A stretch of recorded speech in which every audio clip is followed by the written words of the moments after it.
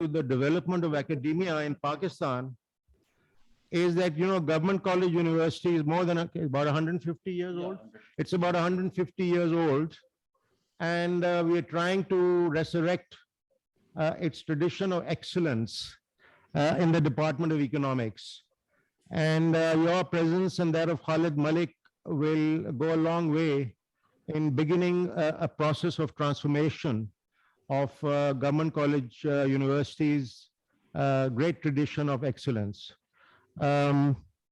What I hope we would do is that begin with the chairman of the Department of Economics, Dr. Babar Aziz, who will quickly present his vision of the department and how he plans to take it to world-class levels once again, as it was many years ago. And this will be followed with a very brief introduction that I will make of the authors of this paper, together with a brief comment which will attempt to locate your paper in the recent rethinking of economics that has taken place and the paradigm change that we are witnessing in the subject of economics. I think your paper in that sense acquires particular significance. And then we'll hand over to the two of you to explain to us the main features of your paper, and then open it up to discussion. We have probably one of the best audiences that has ever been mobilized for a seminar. We've got representatives from or professors, academics from 14 different universities in the country, as well as public figures, distinguished economists, and the people from the State Bank of Pakistan. Unfortunately, the major policymakers in government whom we had invited, and some of whom are our friends, had to go off to your city, London, for consultation. So they can't join us. But all the others will, and we really look forward to listening to the two of you. I'll hand over to Dr. Babar Aziz now.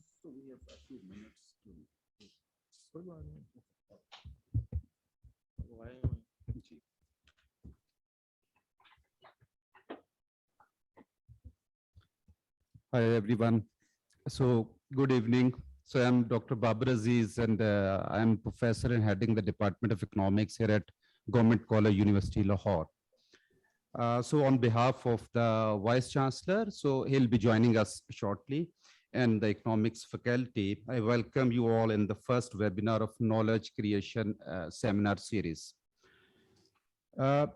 So we are aiming to make our Department of Economics at Government College University leading department where the students and the younger faculty, they can think across the discipline and involve in some kind of cross-disciplinary research. So this seminar series will definitely provide an opportunity to our students and faculty members, not only to our students, but students across various universities who are joining us today. This seminar will expose them to the writings of top researchers like we have with us today, and provide them an opportunity to listen their thoughts about the paradigm change. So I acknowledge at the moment the sincere help and support of Professor Dr. Akmal, who not only conceptualized this idea of knowledge creation seminar series, but also helped us for the execution of this seminar.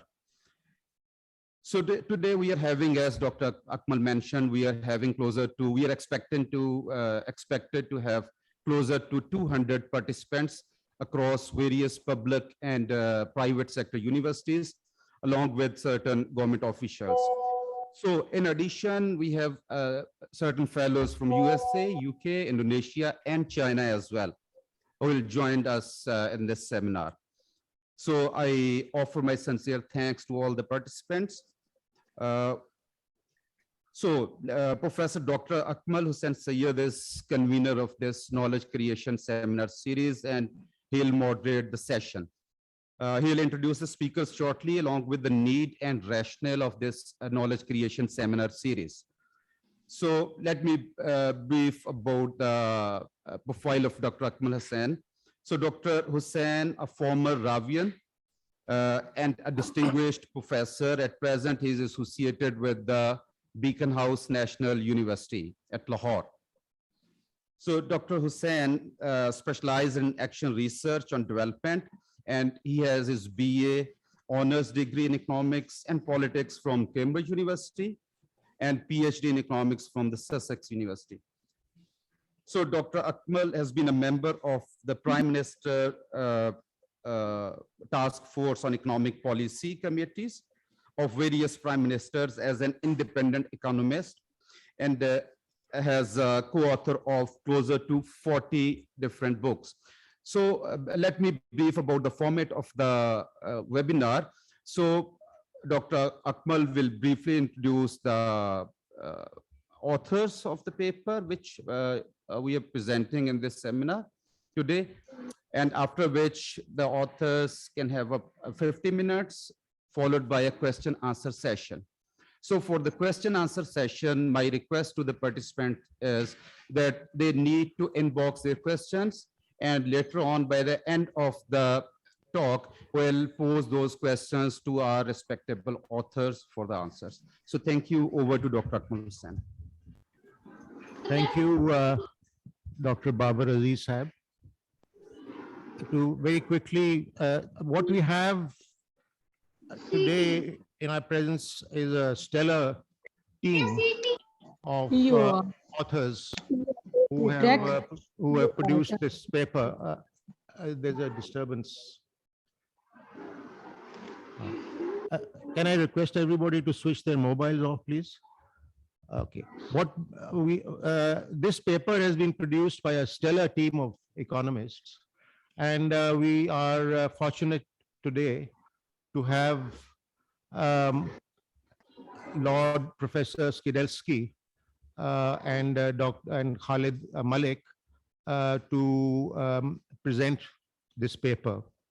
The authors in this sequence are Jean-Paul Fitoussi, who is Professor Emeritus at the Sciences Po in Paris and a member of the Center for Capitalism and Society at Columbia University. Sadly, he had committed himself to participating in the seminar, but he passed away tragically. I would, with your permission, like to dedicate this first in our series of knowledge creation seminars, to dedicate this first seminar to the memory of Jean-Paul Fitoussi. God rest his soul in peace. And we will always remember him for his courage and intellectual power. Then we have Khalid Malik, who's author and former director of the UNDP Human Development Report Office, and has played a pioneering role in widening and deepening the concept of human development, which was first postulated by Professor Amartya Sen and later taken up by Dr. Mehbub Haque. Then the third author is Jill Rubery, who's Professor of Comparative Employment Systems and Director of the Work and Equalities Institute at the Alliance Manchester Business School. She is an elected fellow of the British Academy and the Academy of Social Sciences. We'll start with Khalid Malik Sahib for presenting the paper. And the paper is titled Putting People First Beyond COVID-19. Now, in a sense, just to very quickly locate this paper in the recent history of the subject, as you all know, about just over 4 decades ago, there was a resurgence of neoclassical economics, whose central proposition was and is that the free market system, whatever the free market might mean, that the free market system provides the most efficient framework for resource allocation, production and distribution of goods. And as such, there was a belief amongst neoclassical economists that free markets on their own, unfettered free markets, deliver public welfare. Now, this belief entered mainstream economics, and apart from very few universities like Cambridge and Harvard and a few others, Warwick, this idea was taught in a rather uncritical way for many, many years and got hold of the minds of policymakers in the Western world as also in the third world countries. Now, the however, this particular view about market efficacy was punctured by a whole range of brilliant economists, which include Lord Skidelsky, but also Professor Joseph Stiglitz, who argued that, you know, there's nothing in the mechanism of the free market which would necessarily ensure either efficiency or public welfare. But what gave a major jolt to this theory at the public level were two events.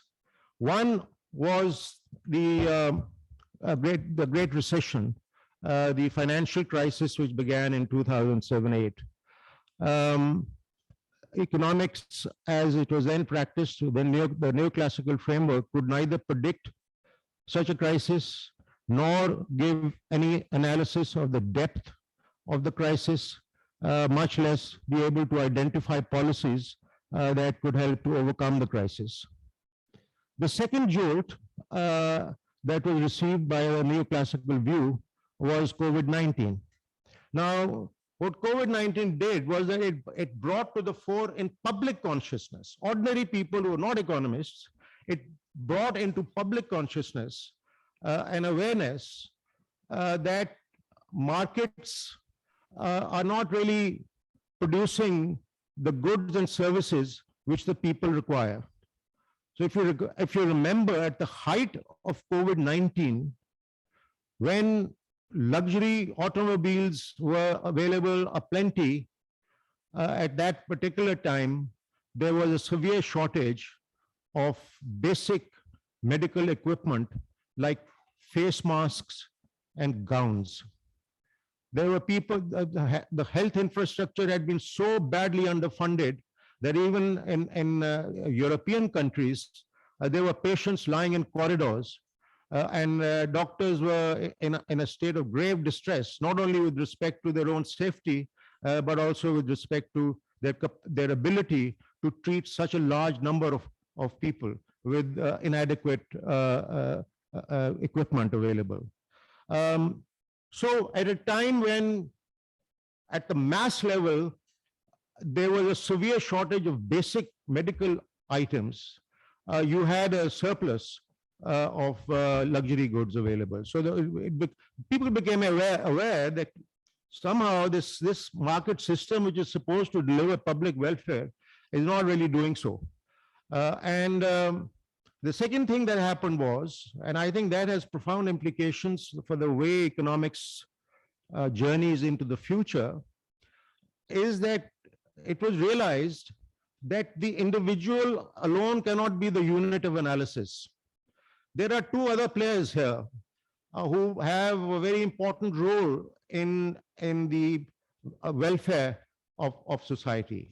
The first, of course, is the government, that you need major government intervention to deal with the asymmetry and inefficiencies of the market. And the second was it became obvious to everybody, was the importance of people getting together. The relational aspect of individuality came to the fore. And the whole idea of communities as playing a major role in public welfare was observed. There were moving scenes of people in Britain and in India, in Pakistan, across in the United States, where communities came together to help people who were in distress. So I think the elements of the new economics, which people like Professor Skidelsky, Lord Skidelsky, and Professor Joseph Stiglitz, and some of us were propounding, these ideas began to be felt in an intuitive level, in an intuitive way at the popular level. I think this was very important, and this could become the beginning of a major change in the subject itself. By major change, I mean that, you know, the fundamental premises of the subject have to be now questioned. And in that sense, when it is questioned, a process of paradigm change will take place, because many of the central questions of our time, economics as it is currently practiced is unable to deal with. So having said that, let me request Khalid Malik Sahib to begin the presentation of the paper.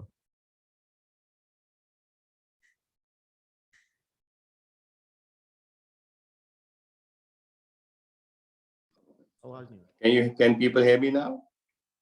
We can hear you now. Okay. Thank you, Akmal, and let me start by thanking you particularly for being the anchor for all of this, and also to acknowledge and our long-term friendship, but also how much I respect Akmal for being a very caring economist, a caring personality. You know, his heart and his mind are very jointly merged, because whatever issue he takes up, he's fully behind it and he's fully aware of all the situations connected to it. I also want to thank, of course, my own alma mater, GCC and Government College University, and Dr. Babar in particular, for agreeing to have our article be discussed, as it were. And I am so grateful also to both of you for talking about my very dear friend Jean-Paul Fitosi, my friend and partner. We jointly were co-chaired of the Global Sustainable Forum in Rome. And he was not only an extraordinary person, but an outstanding economist. He actually did the Sarkozy Commission. I don't know if people remember that, on measurement. And he co-chaired that with Stiglitz and Sen. And he was currently also co-chairing with Joe Stiglitz, the OECD high-level panel on measurement. And I'm hoping that in the coming days and months, we can actually do something in his honor, because he really was one of the finest economists I had come across. And I'm also grateful to Robert and Jill for joining us in this analysis, as it were. And what we tried to do was very simple. It became quite a complicated exercise to really try to dig deeper into the analytical framework of economics as presently practiced, which is mostly about neoclassical economics, but not just about neoclassical economics. And unfortunately, policy making became quite complicated. And, you know, Jean-Paul and I did a couple of joint articles together on COVID and what was the implications. But, you know, in some ways, what is fascinating is that COVID-19 exposed the fragility of the conceptual underpinnings of policy. And we seem to, can you hear me? Sorry. Hello?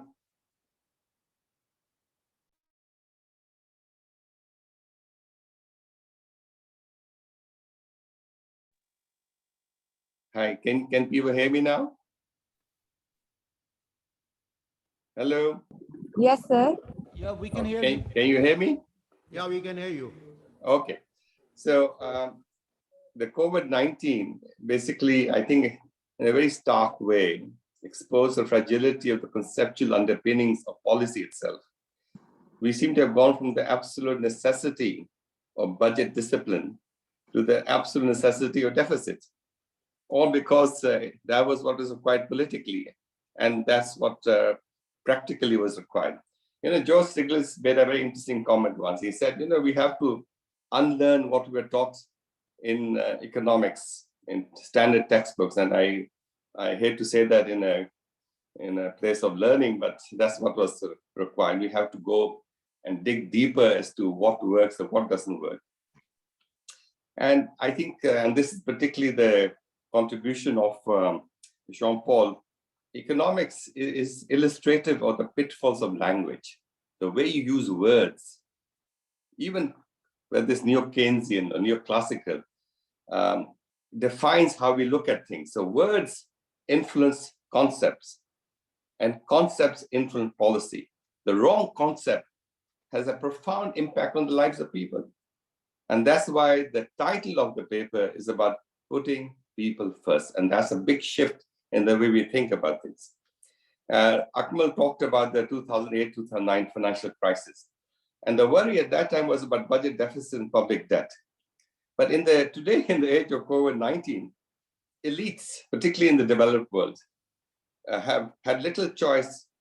And since virtues for frugality became politically unacceptable, have shifted to pumping a huge amount of money to keep the system afloat. Almost 10% of GDP went into it. So the article tries to unbundle these issues and tries to dig into what does matter. And we look at three pillars or three building blocks: role of the state, markets, what they constitute, and what should be the principles of driving change. And I think it's an interesting situation. The article argues the role of state has to be a transformative one. And actually, it's even more critical in developing countries to help people enhance their capabilities and to ensure equal and better access to working markets. So in that sense, profoundly, the state matters. And it may seem a rather simplistic statement to make, but it's a very important statement to make, because over the last decades, things have been moving in that other direction. There's an interesting paper by Reinhardt and Rogoff about debt, GDP. You know, there's a big debate in Pakistan about debt GDP ratios. Somehow there's a magical threshold of 90%. If you cross it, everything breaks loose. And when this paper came out, it actually anchored a lot of the neoclassical thinking into a view that somehow public debt or debt creation by the state is the same level of household debts, which it isn't, as Keynes has taught us. And we have probably the most eminent Keynesians globally, Robert, who will talk perhaps more about that. But when people looked at the data sets of the work by Reinhardt and Rogoff, they realized that it was basically profoundly flawed, and the 90% threshold just doesn't exist. So state matters. And therefore, the second connected argument to that, all policies must be driven by the notion of putting people first. And who loses and who gains has to become part of the societal dialogue and policy making. And there's been a big discussion about means and ends. Neoclassical economics is fundamentally about means, not ends. And what we're trying to argue is that we have to shift the whole conversation to ends. So we have to look at policy making, which fundamentally has to be about the lives of people. And if that doesn't work out, do something different. And the article also tries to take a view that we want to develop, it develops a notion that the state has to take on a whole of policy making approach. Historically, we have put macroeconomics on one side, microeconomics on the other side. And what it's trying to argue is that you really need to break these barriers. And once you define on the purpose of the state, then you have to go into a whole of policy making and break down the barriers between macro, meso, and microeconomics. All three are needed. One doesn't exist without the other. And all of them do not exist without looking at the impact on people's lives. Today, it seems quite fascinating that neoliberalism, which Akmal also talked about, seems to be very much in the retreat in developed countries, but perhaps not so much in developing countries. And just looking and being on the fly of the wall of all the discussion going on in Pakistan about these matters, and the amazing focus on debt issues seems to have paralyzed somehow decision-making in Pakistan. And I'll give you an example how neoliberalism seems to be the retreat. In the US, the Federal Reserve are being asked to address as part of monetary policy long-term deficits of income and market access for minorities and the poor. And that's a big, big issue, that historically monetary policy was all about money and supply of money and inflation issues. So we talk in the article, and I hope people read it once this workshop is finished, about the role of the state and how we have to push the role of the state to become more transformative in intent. Then let me now take on the issue of markets. You know, markets have never existed on their own. They also are in the context of institutions of the role of the state. But historically, what is clear is that their efficacy depends on the purpose of the state. And there's a very profound book which Carl Polanyi did and compared how the arc of markets versus state relations over the 17th, 19th centuries in Europe, how unregulated markets became more regulated and became more greater awareness of people's concerns. So putting people first has to also influence markets. I also see a lot of interesting debates in Pakistan about, since there's a government failure somehow we can substitute that with the market efficiency. The notion doesn't even compute, as they would say, because markets will not work without a functioning state and a clear purpose of the state being defined and being pushed forward.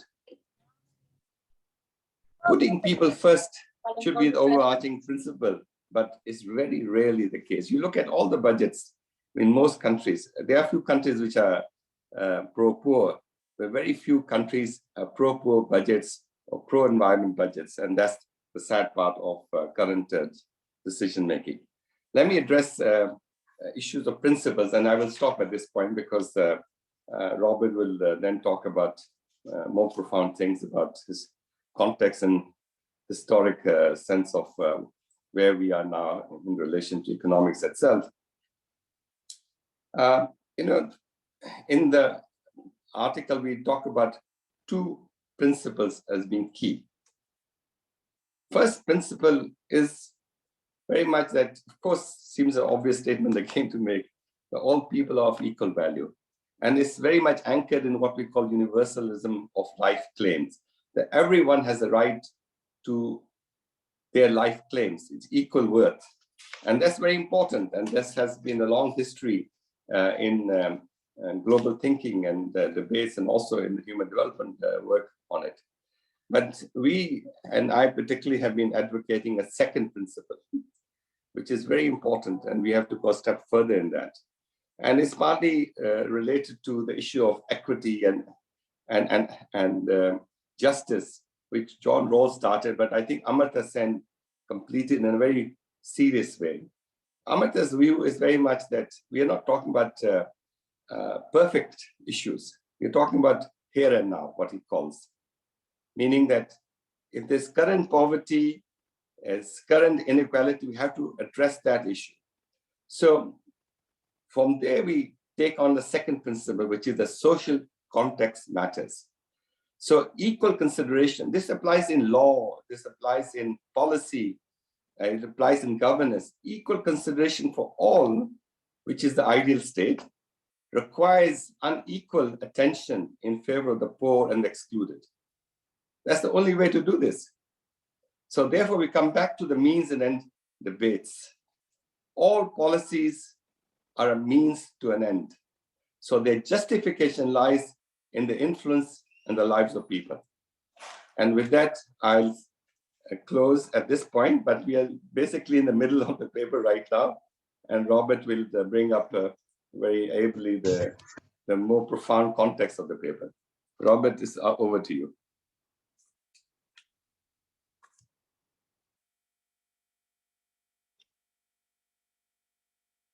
Robert, you have to unmute.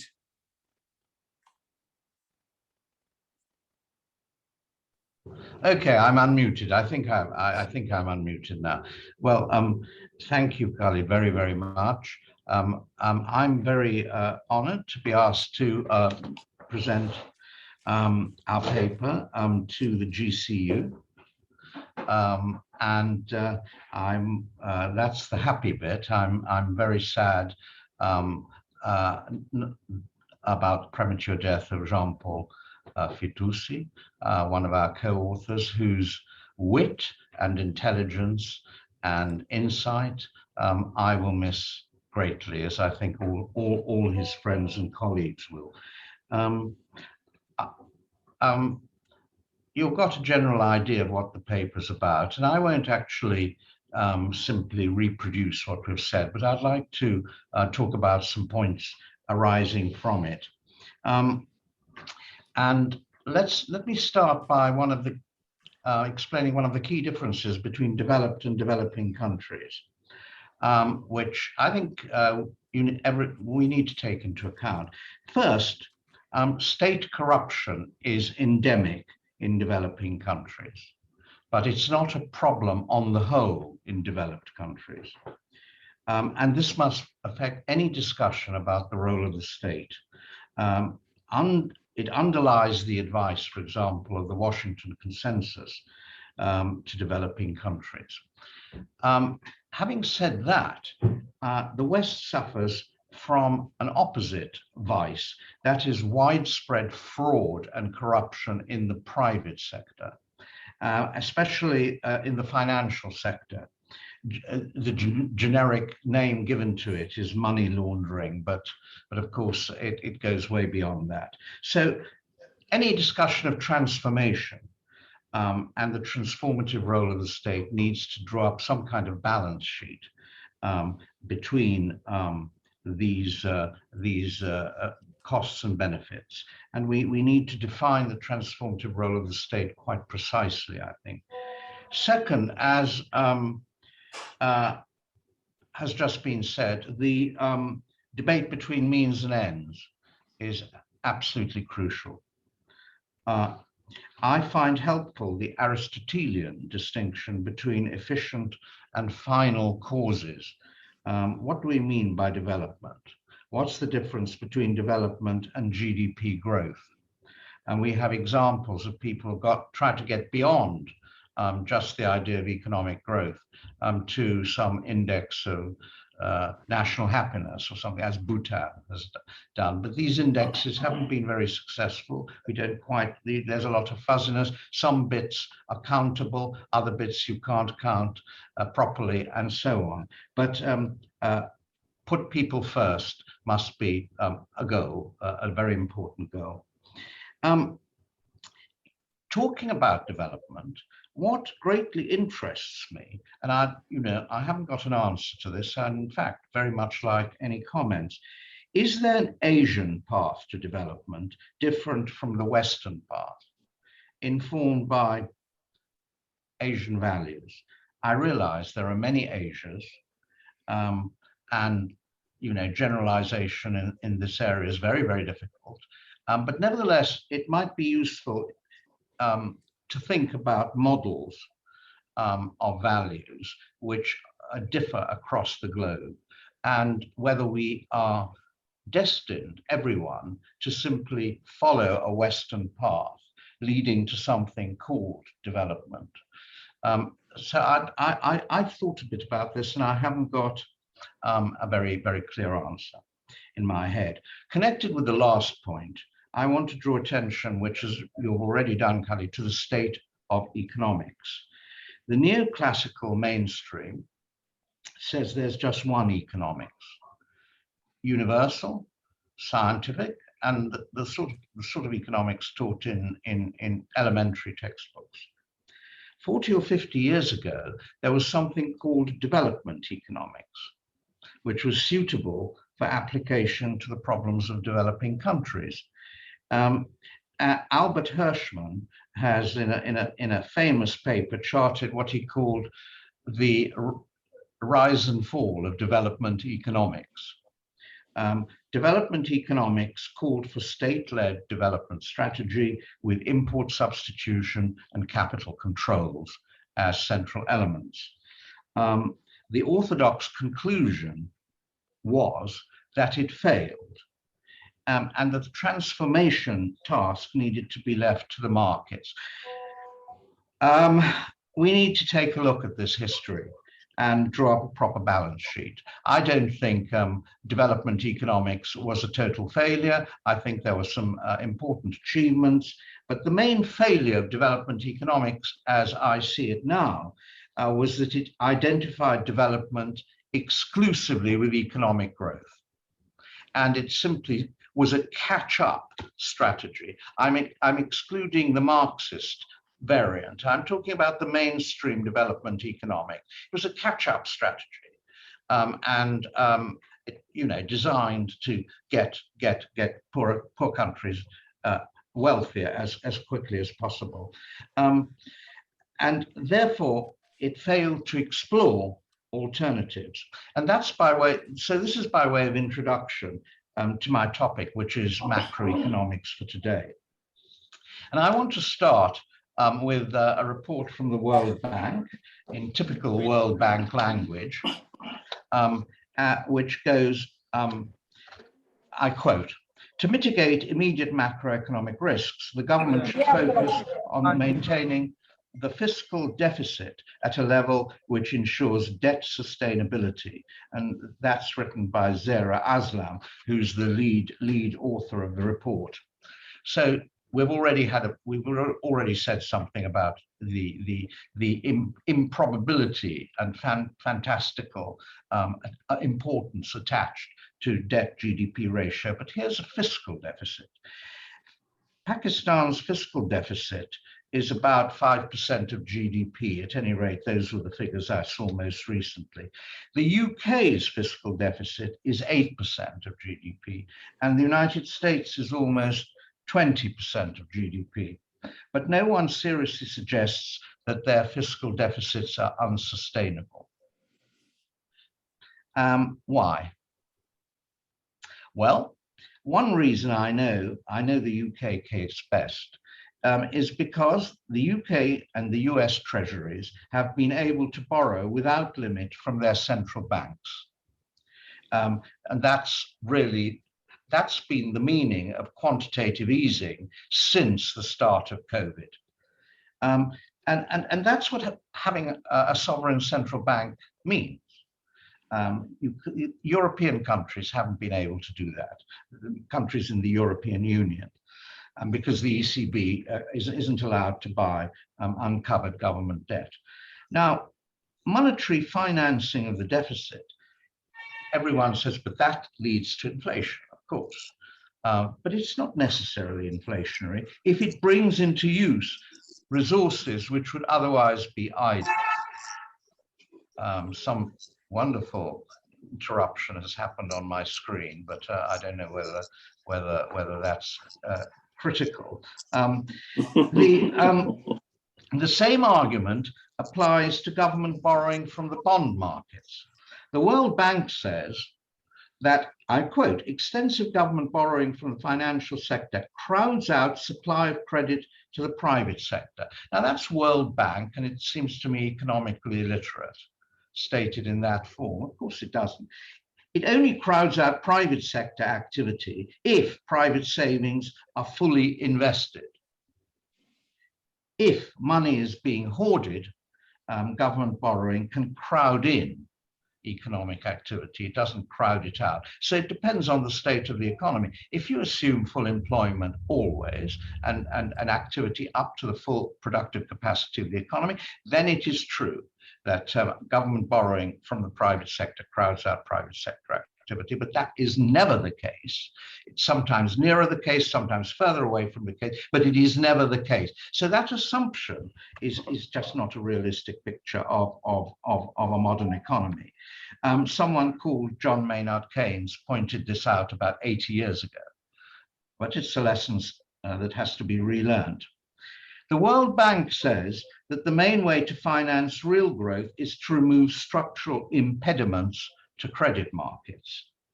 I'm not denying the reality of such obstacles. It's very important that private individuals have access to efficient credit markets. something is happening.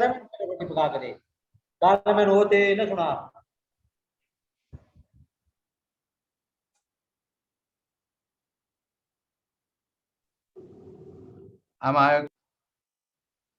Go ahead, Robert. Can hear you now.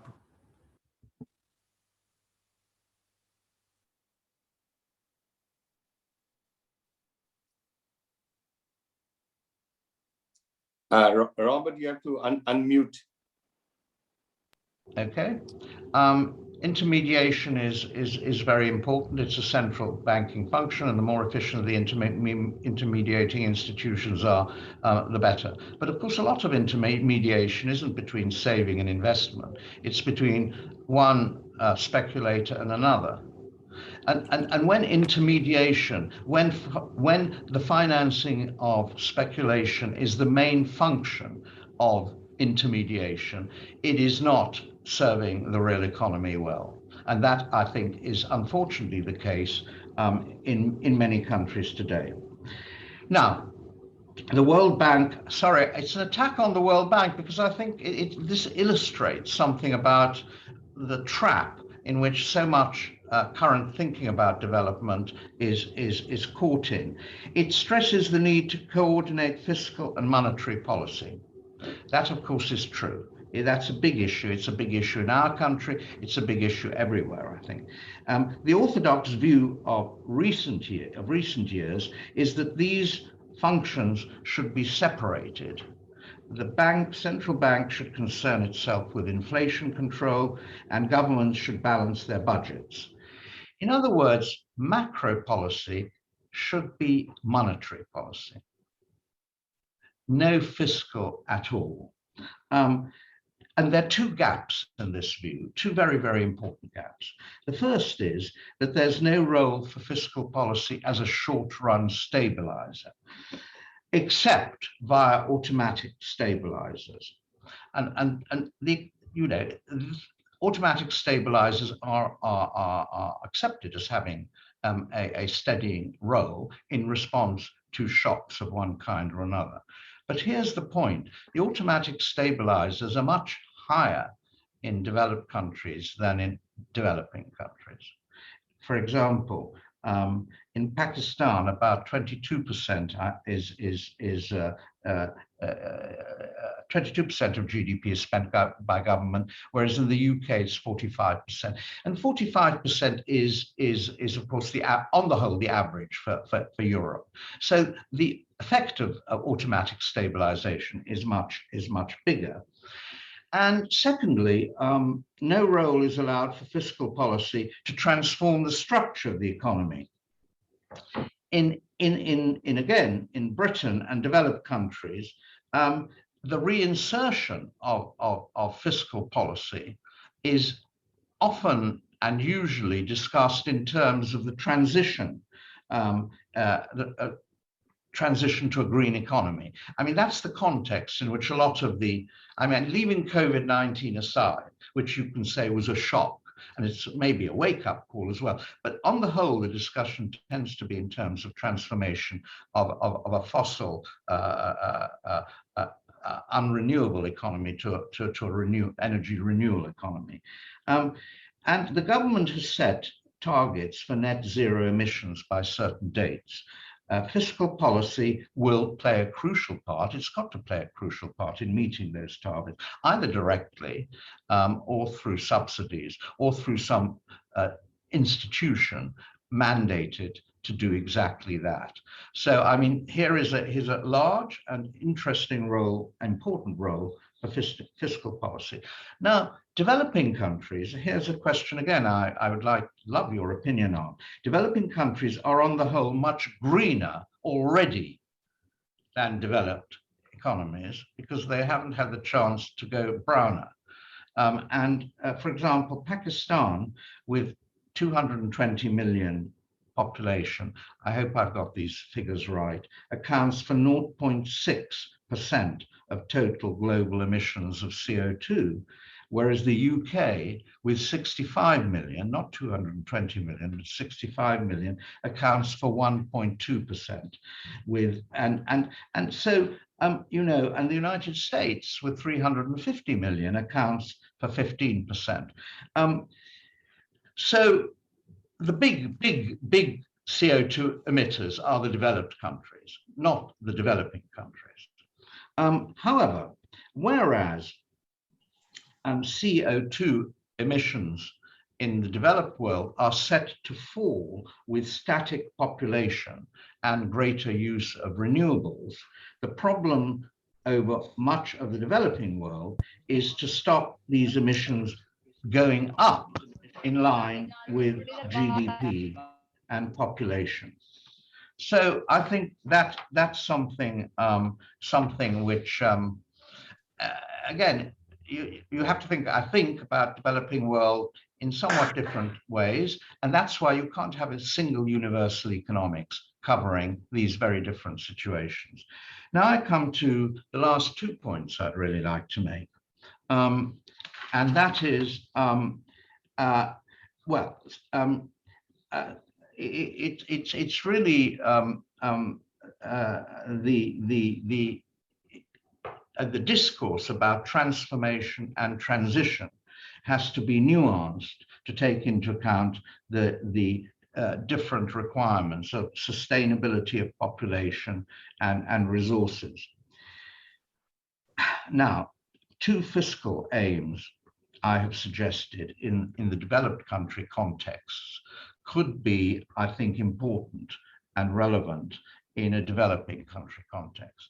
The first is public sector job guarantee. I think this is important for 3 reasons. It would restrict discretion, government discretion over fiscal policy, because it would be automatic. It would constitute a much more powerful counter-cyclical stabilizer than available at the moment. And it's ideal for dealing with short-run shocks like COVID-19, where you can't implement great furlough schemes as you were able to do in Europe.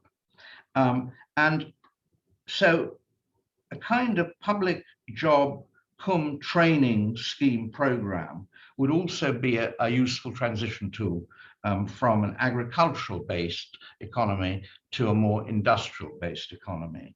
Its rationale was, I want to quote from US Commission on Technology and Technology, Automation and Progress of 1966. With the best of fiscal and monetary policies, there will always be those handicapped in the competition for jobs by lack of education, skill, experience, or because of discrimination. The needs of our society provide ample opportunities to fulfill the promise of the Employment Act of 1946, a job for all those able, willing, and seeking to work. And we recommend a program of public service employment, providing in effect the government be an employer of the last resort. I think that's the key idea here. Well, you know, Europe has many countries have committed to this, but such policies have been applied very, very partially and incompletely. In Europe, only Denmark, the Netherlands, and Hungary have sought to implement public sector job guarantees. Outside Europe, India, I think, is important. I don't know about Pakistan, whether it's done this, but India's experimented the Mahatma Gandhi National Rural Employment Guarantee Act of 2005, and also Argentina has introduced its public sector employment policy in 2002 to address the consequences of the then unfolding financial crisis. The Indian federal government currently guarantees at least 100 days of employment in a financial year to every household in rural areas. And there is a demand that that be extended to urban households as well. Now, I don't know how far that will go. It seems to me a very important initiative with lots of interesting possibilities, some drawbacks, but some good possibilities.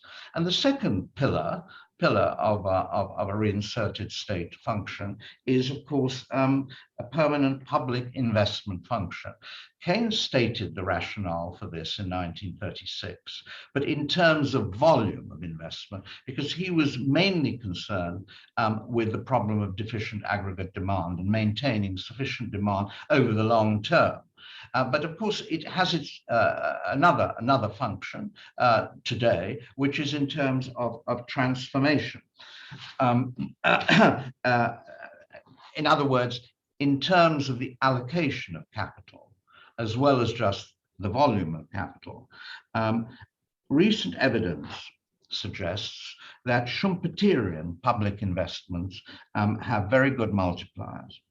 And there have been good studies about this. But more important, I think, even than that sort of evidence, is the important concept of Maria Mazzucato of mission-oriented public investment. In other words, the state should really decide on its investment priorities in the light of the ends it wants to achieve, and then mandate an independent investment institution to do that, rather in a fiscal equivalent of an independent central bank. It would be a public investment bank or fund with a mandate and to implement state priorities for development, for transformation, for transition, and for the human development of a society. I mean, I think those two pillars should be considered, seriously considered, as central to a new macroeconomic policy, not just monetary policy, not the state retiring from any share in shaping the development of a society, not the state retiring from the job of putting people first and leaving it to the market. I think these are ways to go, and I think that's the way the world's going. It may not get there fast enough. We may all either blow ourselves up or suffer catastrophic climate change before we get there. But as long as institutions like yours are thinking along these lines and in this direction, we've got hope. Thank you very much. Thank you very much, Lord Skidelsky and Khalid Malik Saib for your deep insights and the philosophical note on which you ended your economic analysis in each case. It's deeply appreciated. It's very clear that the market mechanism on its own would not be able to address the central challenges of our time. And I think the three most important challenges that confront us are firstly the growing inequality between people and between countries. Secondly, the widespread violence that threatens the stability of states and societies. And thirdly, the crisis of the environment, which is a threat to all life on this planet. Now, I think the most important point that Lord Skidelsky made in his presentation, I think, was that public investment, the government has to come in and use public investment to direct the economy to achieve its aims, which are rationally and consciously thought out rather than merely the outcome of the market mechanism. There has to be a conscious intervention into the processes at play if we are to address these crises. And I think that is a very important insight, as was Khalid's insight about the need to think about things like debt GDP ratios and the role of the government, etc., in terms of a transformative role of the government. But as Professor Skidelsky showed, we'll have to think through this idea of transformation undertaken by governments. It has to be, thought out, and flesh and bones have to be given to what exactly is the series of steps that a particular government can undertake to trigger the process of transformation. Clearly, transformation would not be entirely within the rubric of government action. It will set into play new actors, as I said, communities and the private sector would need to come into play in the process of that transformation. And that transformation itself will not simply be economic. It would have to be backed by institutional change, with cultural change, and a whole new way of looking at things at the level of society. But I must thank both the authors for giving further depth and scope to the paper that they jointly presented. Can we turn to a few questions? Akmal, could I just do a couple of illustrations, couple of points? Yeah. You have another 5 minutes because we've got a number of questions that we'd like you to answer. Okay. Thank you for that. I thought maybe it's useful just to be very practical and highlight a couple of points. I spent a lot of time in China. I was the head of the UN in China for many years. And I did even a book on China, why has China grown so fast for so long? And what was fascinating for me was that when I first went to China, I talked to people at Harvard and Columbia. And what they said was that they told me basically what has gone wrong with China fundamentally. But when I got to China, you realize that there's something happening here which others are not capturing.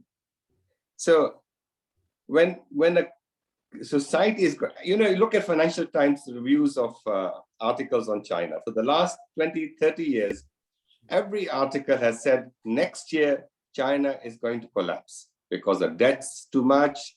All this is bogus statistics, yet somehow China transformed itself from a poor country to a very large, complex, modern economy. So when you're growing, you can manage almost any level of debt. But when you're not growing, you cannot manage any level of debt, meaning that even low levels of debt cause problems. So there's a complicated situation. And look at the role of the state central banks.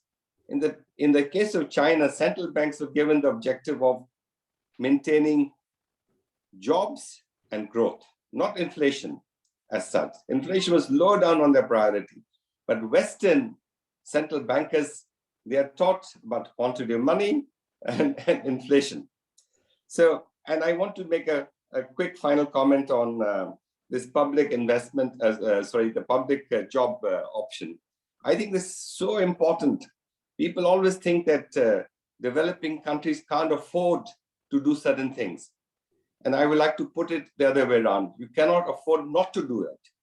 And I'll give you an illustration of public education. No country historically has moved up the ladder without having a functioning public education sector.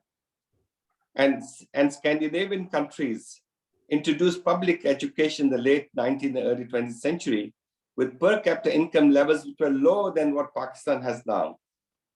And the reason why public education does not work well, particularly in South Asia, is because it's underfunded profoundly. So this is true on the schemes of public job guarantees. It's very critical because this is a transformative act. You change relations. Akmal has been there, spending years and decades on looking at the agriculture situation, grain situation in Pakistan. It transforms things because people feel more agency in doing what they must do. So all this is to say that the current way of looking at economics just does not help us in moving a country forward. And I'll stop at this point. Many thanks. Can we get to the questions now, please? We have a number of very interesting questions. The first is that the point that Lord Skidelsky made about Keynes was partially disrupted by the peculiar kind of disturbance that occurred at the audio level. Sorry. The first question is that the point that Lord Skidelsky made about Keynes was disrupted by the audio disturbance that occurred at that time. Can Lord Skidelsky please repeat his point about Keynes? That's one question, and there are three others which I'll just point out. Would you like to answer the questions one by one, or you want me to ask all the questions together and then you respond? I think it's up to you. Up to you. What do you think would be best? I think it would be helpful if we answered it question by question. So if you could answer the first question, which is directly posed to you, Lord Skidelsky. Well, I think I made two points as far as I can remember about Keynes. I mean, the first was that you mustn't assume that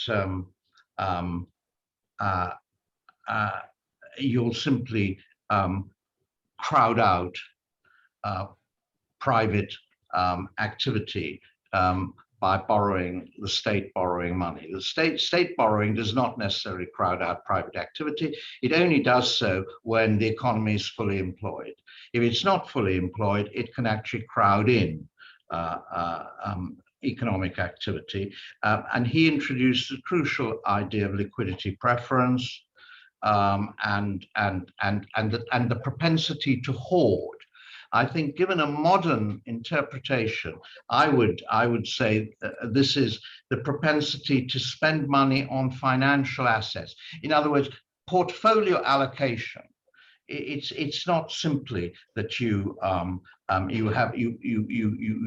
portfolio switching in productive assets. You can have actually portfolio switching into very unproductive assets. Doesn't necessarily mean hoarding cash. Just means speculation, and that does not increase the real economy. Second point I made was much later on, that Keynes was interested in maintaining a steady volume of investment over time through public investment. In fact, he says at the end of the general theory, he expects a much greater share of investment, total investment, to be done by the public sector, because it would be less volatile than private investment. And in fact, in the so-called golden age of Western economies, the state share of investment in the total was about 20%, something like that. But then after our Thatcher and Reagan revolutions and the revolution in economic theory, it went down to about 5 or 6%. Two consequences, and one of the most important consequences of that is that economies have become more volatile because of uncertainty, which affects the private sector, of course, and also that a lot of the investment is not focused on the transitional transformation problems of an economy today. So you have misallocation of capital and also greater volatility of investment. So I think those were the 2 points I think I made. Wanted to make about Keynes anyway. Thank you very much, Lord Skidelsky. You know, your book, Return of the Master, is standard reading for my students these days. You know, it's a beautiful representation of Keynes in the contemporary crisis. You know, the 2 points that you brought out with respect to Keynes are worth thinking about in terms of the contemporary sort of public policy debate in Pakistan. The first is this, I think the Keynesian idea that you just propounded, that when the state borrows, it is not a fixed reservoir of credit or savings from which the state takes away a certain amount of money and that leaves less for the private sector. If the state borrows and puts it into public investment and generates growth through that, then the reservoir itself becomes bigger. You're not really crowding out anybody. And in fact, your point about public investment crowding in economic activity and growth, I think is very important. The second is the steadying role in the stability that GDP growth and full employment situation can achieve through a steady volume of investment in the public sector through public investment. I think that's very important. But to be able to deal with either of these in the current debate, we've got to get rid of this notion of a fixed conception, a fixed ceiling on the level of the budget deficit that a government can generate. You know, that's something that people are totally preoccupied with these days. And can I interrupt in a minute? Yeah. When you're finished, I just want to have one comment. Yeah, sure. Go ahead. I'm finished. I think all what you say is correct. We mustn't be too starry-eyed about the state. That's the trouble. You made a very important point that you actually have to change institutions as well. I mean, that's part of a transformation. If you have a corrupt state and there is no proper accountability in the system, then you're going to get huge inefficiencies in the role of in the operation of the state. And it was the existence of that led to this violent swing to the market in the 70s and 80s. I think that's something one really has to think. What kind of institutions do you need for state public investment to really have a value, add value to the economy? I think that's crucial. That's very crucial. Let me add to Robert's point and maybe bring it closer to Pakistani concerns. You know, the fascinating thing for me is that I've been reading and seeing all kind of friends and colleagues in Pakistan talk about state failure, corrupt administration, unable to do certain things. And somehow the idea that a weak, corrupt state problems of that can be resolved by the market is just nonsense. You need both pillars to work better. But unfortunately, you need the first pillar, which is a state, to be better organized in order to organize and work the markets better also, so that people more generally have easier access to markets and they're fairer and more transparent. So, you know, unfortunately, there's not an either or situation. You have to fix both. And this is a debate about institutions, a debate about how societies transform themselves.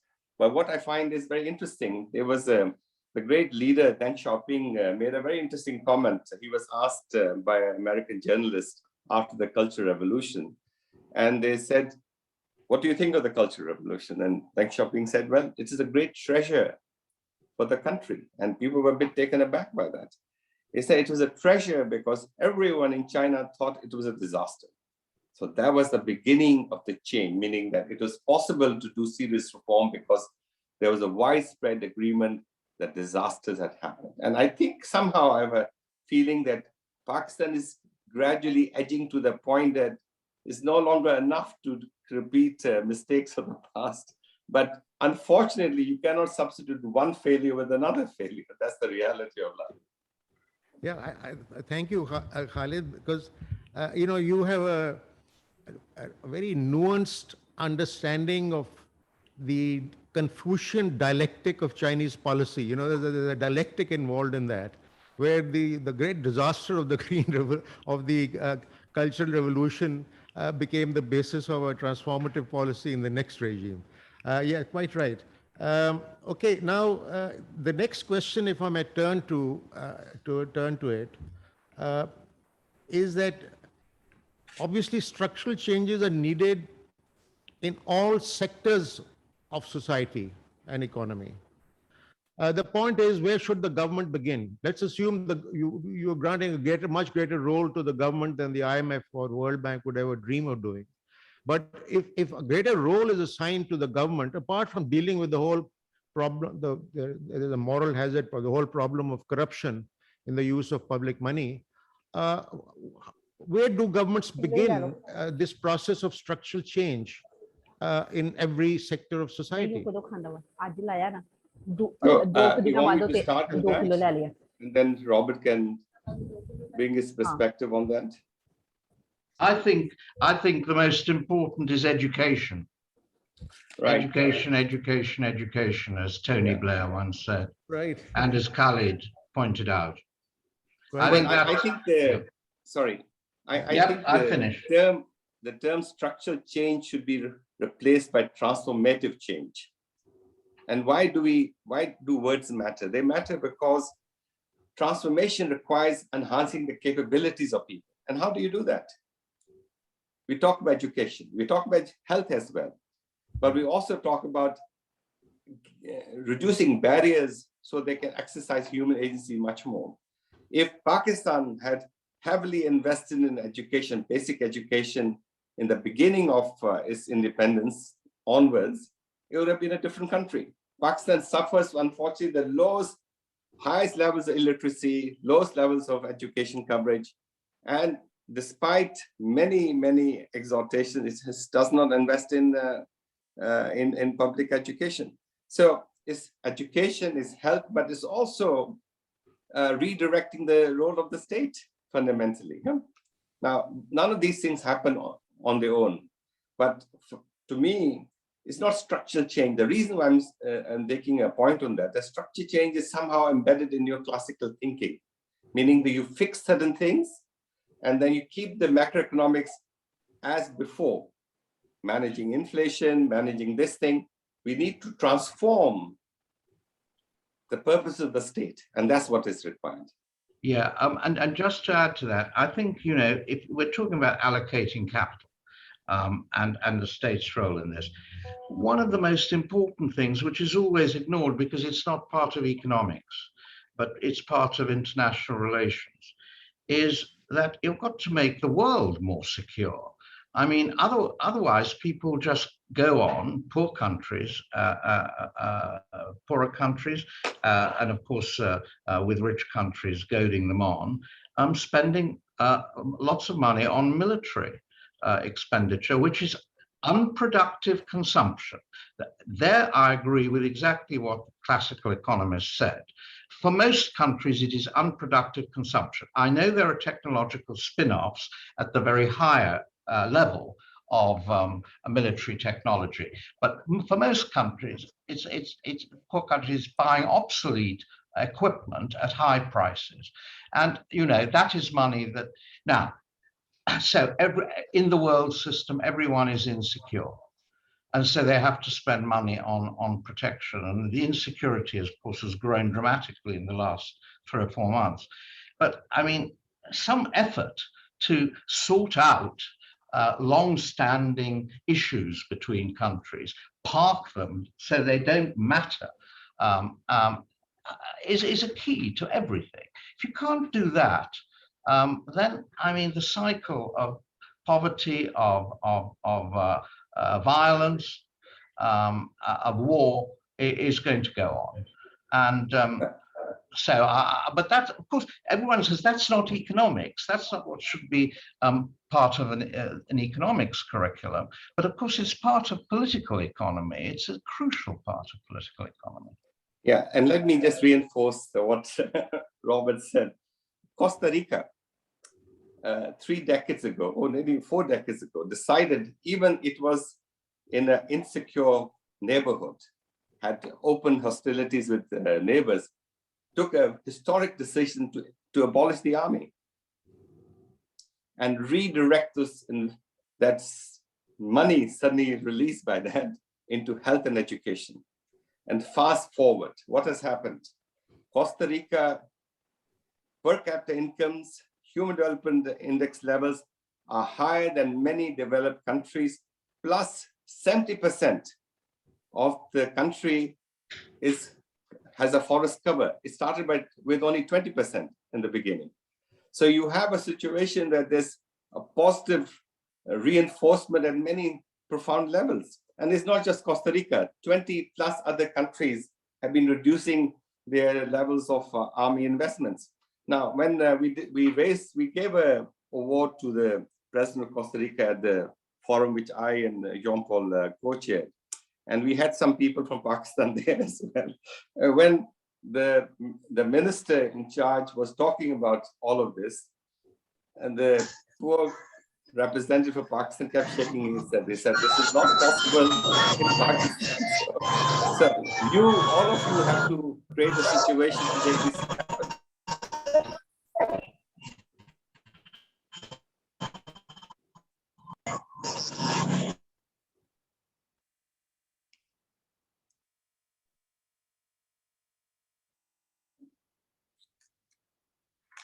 Frozen. Khalid, is your telephone on? No, it's not on. It was frozen for me as well. Right. Okay. If we can turn to the next question, please. One of the participants has suggested that we need more fiscal space for the social sector. And the question is, do you have any suggestions for creating a sustainable fiscal space for the social sector, a sustainable fiscal space? Well, is in a sense linked with the idea of a public investment fund. I mean, with respect, I think the question is slightly misconceived. Right. Of course, there is an important point in it. You can decide on priorities for your spending. Of course you can, and then you can create fiscal space for one type of spending by reducing another type of spending. And we've actually indicated where that can happen. But there's beyond that is a question that you create fiscal space by spending money itself. I mean, you know, and through the growth of the economy, and that is promoted by the growth of investment. So, I mean, in a way, you have a self-reinforcing circle. I mean, you have as much fiscal space as you need, is the bottom line, provided it's not all just wasted on you know, corruption or unproductive consumption. You can always get enough fiscal space. I think this is a very important point which Robert has highlighted, meaning that the government, the state, has as much fiscal space as it needs. I mean, there's no physical limit to the fiscal space as such, but the quid pro quo on that is it has to be invested wisely and productively and usefully, so that the whole debate in Pakistan is very much about we don't have enough money because the IMF program and all of that. So this point by Robert is very important because it is in your minds, as it were, because of the things you've been taught as part of your classical thinking, that somehow there's a physical limit, and that's why I started by the basic papers which gave this rise to this idea was flawed fundamentally. We looked at all the data sets. So the thinking has to now switch dramatically. But most important is you have to sort out the ends and then work out the means. Yes, one addition. Keynes is always good for a quote. And in 1931, he said, "Take care of unemployment and the budget will take care of itself." That's beautiful.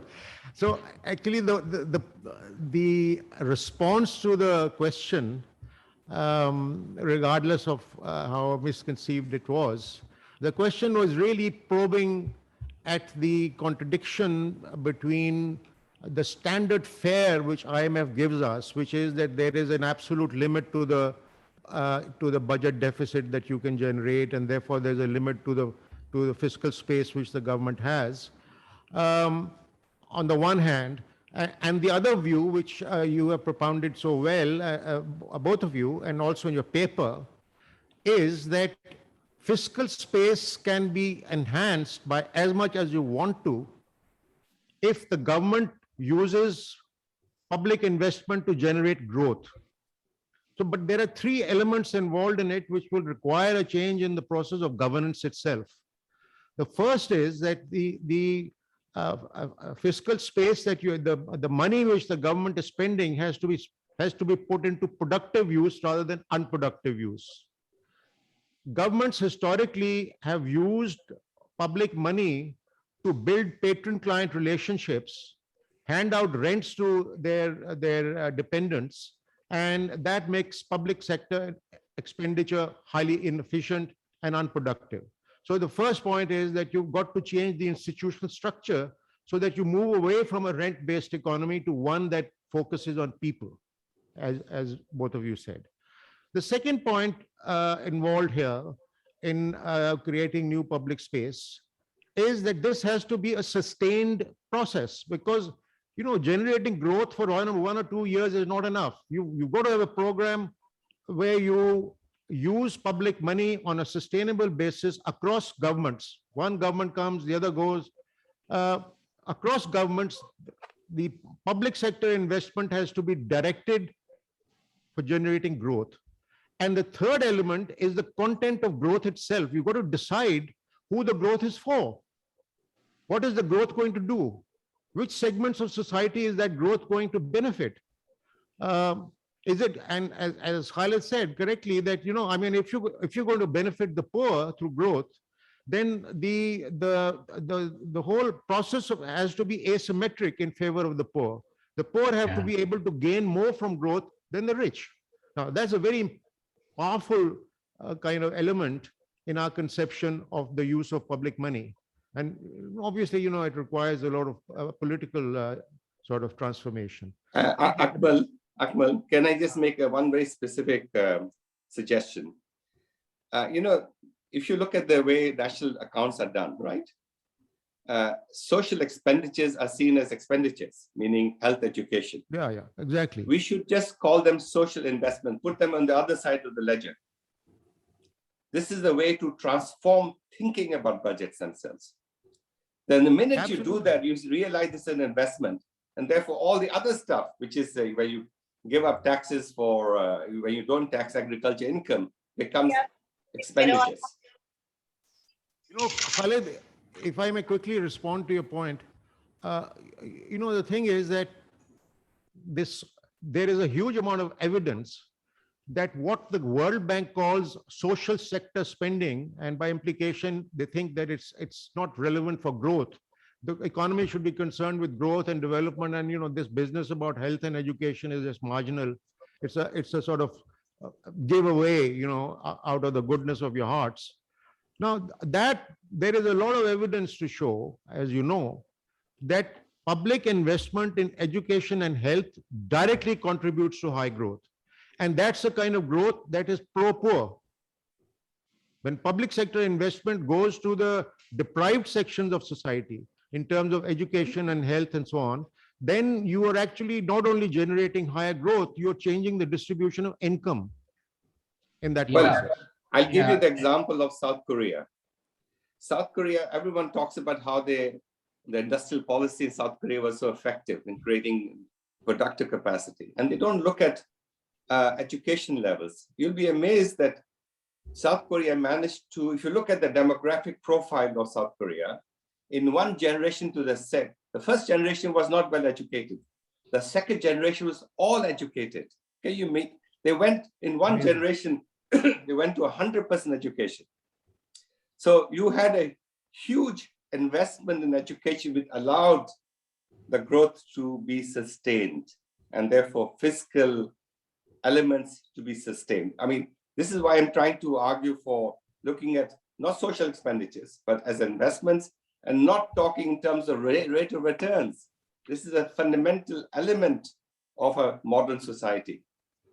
Yeah, I'd just like to add one thing. I'm sorry, I don't want to cut out other questions, but it's very important also, education, for population control.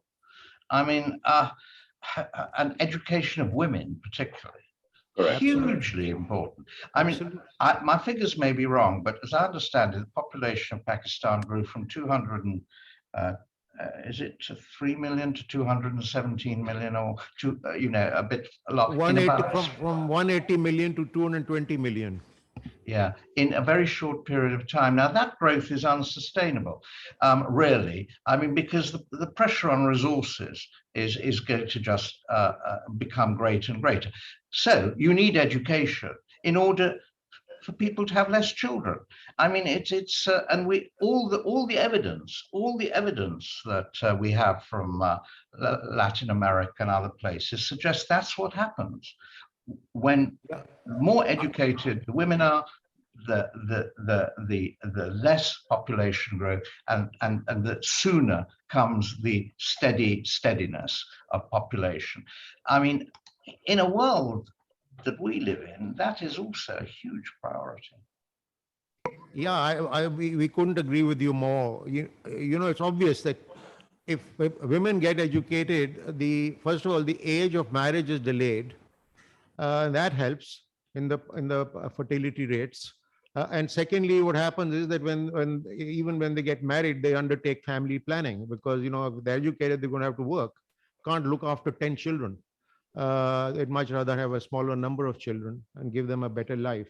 So I think that point is very well made, and is a point which governments over the last 15 years in this country have ignored. You know, population is something that they don't appear to be worried about, and yet it's creating a devastating contradiction between the number of people you have in society and the resources available to give them even the minimum conditions of civilized human existence. I think that's very true. And maybe that's a good place to end, unless you have some additional points you'd like to make. We've run out of questions, basically. I don't have any additional points except to say what a pleasure it was to talk to you all and even see you, though virtually. Thank you so much, Lord Skidelsky. And Akmal, just to thank you and Dr. Babar once again for giving us this opportunity on the paper and to talk about the ideas in the paper. Of course, with people like you, this is very sympathetic hearing of the paper. You want to take it to those bastions of, you know, the funny thing about the IMF is that if you look at the IMF research department's work, they're far more progressive than the operational part of the IMF. So my suggestion to our Pakistani delegation is please read up on the articles of the research department so you can at least argue on economic matters, on analytical issues. Pakistan is at a crossroads, and we are grateful to both Akmal and Dr. Babar to give us the opportunity to at least try to convey some ideas which might be helpful for people who are thinking about these matters in a more direct way in Pakistan. And just in a final comment about population, by the way, Pakistan is going against the grain globally. Pakistan and Nigeria are the two countries in the world where the population is still increasing. Everywhere else, birth rates are collapsing. Can you believe that? Everywhere else, birth rates are collapsing. And if you just look at Bangladesh and Pakistan, how Bangladesh had a high level of populations when it became independent, and how Pakistan has now just gone beyond a certain level. I think Robert is absolutely right that all these things are interconnected, unfortunately. And I think we have to give up this thinking about terming the problem itself in terms of rate of returns. There are no rate of returns. It's a solidarity issue. It's a question of moving society forward. And this is why I very much like the Chinese direction, which was that we want to create a modern economy and a modern society. And that's what Pakistan has to aim at. Thank you. If I may end on a personal note, an emotional note, when Lord Skidelsky was talking about Keynes and giving his view in the contemporary debate, he reminded me of my dear teacher at Cambridge, Professor Joan Robinson. It was eerily similar to the advice she gave. And I think one of the very last comments she made, which may be relevant for this seminar, is she said to me, "Child, the purpose of economics is to build a more humane society. That's why we learn economics." Thank you, Lord. Well, thank you, everyone. Thank you. Thank you very, very much. Thank you. Thank you, Khalid. Okay, thanks, Robert. Thanks for joining us. Thank you, Khalid.